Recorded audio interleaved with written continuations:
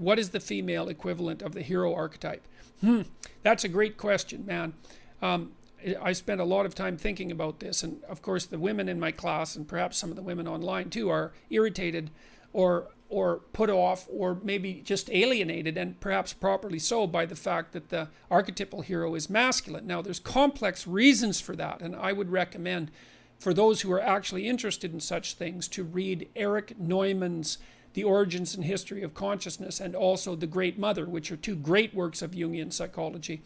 Camille Paglia, by the way, is a big fan of both of those books, for those of you who might be interested, because Neumann does the best job that I know of describing why the symbolism of the hero is laid out the way it is, why Mother Nature is mother, feminine, and why the hero is masculine. But here's how I've come to understand it, and I'm going to use Christian symbolic language because it's the quickest, it's the shortest route to this sort of explanation. So I would say that in the male psyche, the dragon slaying hero is at the forefront, and so that would be Christ in the archetypal mode, because this dragon he defeats is the evil that is encompassed within the figure of Satan. So that'd be like the ultimate dragon. And then behind that is the feminine, the compassionate, the caring, and that would be embodied, say, in the Christian figure of Mary. So you have in the male and female soul, let's say you have Christ and Mary, but in the male, Christ is foremost, that's the dragon slayer, we'll say, and Mary is the secondary character. And although both should be very well developed, and that makes for a much better character. And in the female, it's the other way around, is that the maternal / feminine, so let's say Mary is at the forefront and Christ is in the background, the dragon slayer is at the background, but should be well developed. Jung felt that it was possible for men to develop the more feminine side of themselves, especially in the last half of life, which is also when he felt that women should develop the more masculine side of themselves. And we could debate that, but it's a perfectly reasonable proposition. Now we should note that the figure of Mary is actually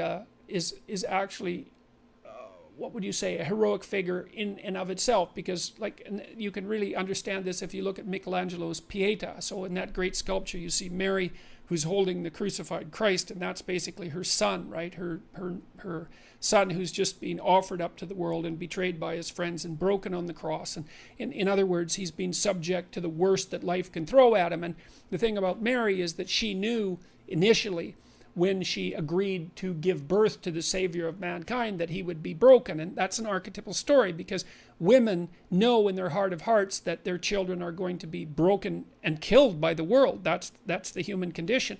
And so and of course a woman who's well developed loves her child more than herself, loves her child more than anyone else, which is something you can't really understand until you've had a child, but is still willing to bring that child into the world, knowing full well what his or her fate will be. And so there's a real heroism in that.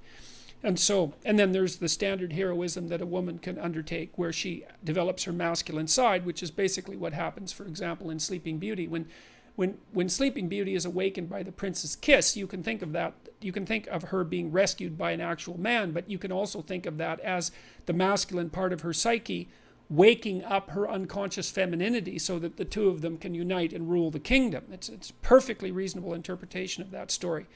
And so that would be the development of the masculine side in a female, the side that's stalwart and forthright and willing to go forth into the world and conquer uncertainty.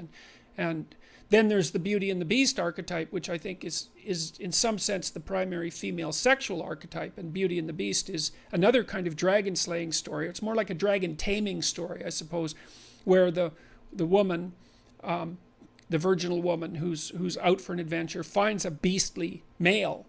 And that's the dangerous man that I was talking about earlier, right? The man who has the capacity, say, to kill, the capacity to harm, the capacity for violence at hand, right? At hand.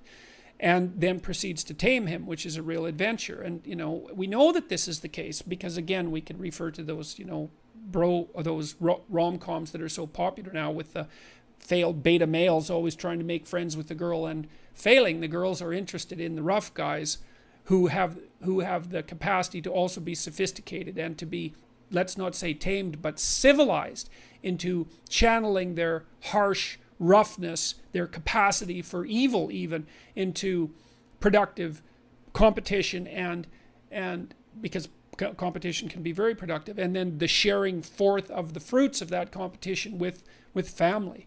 And so those are all heroic aspects of feminine being, and they're not to be taken lightly. They're major life tasks and major life contributions. And I guess another part of the heroic element of the female is the subjugation of her own primacy with regards to her child, because my daughter just had a child, by the way, so I'm a grandfather, so hooray for that, and it went really nicely, and I'm so happy about that because A, I love my daughter, and B, I really, really like kids. I think they're so great.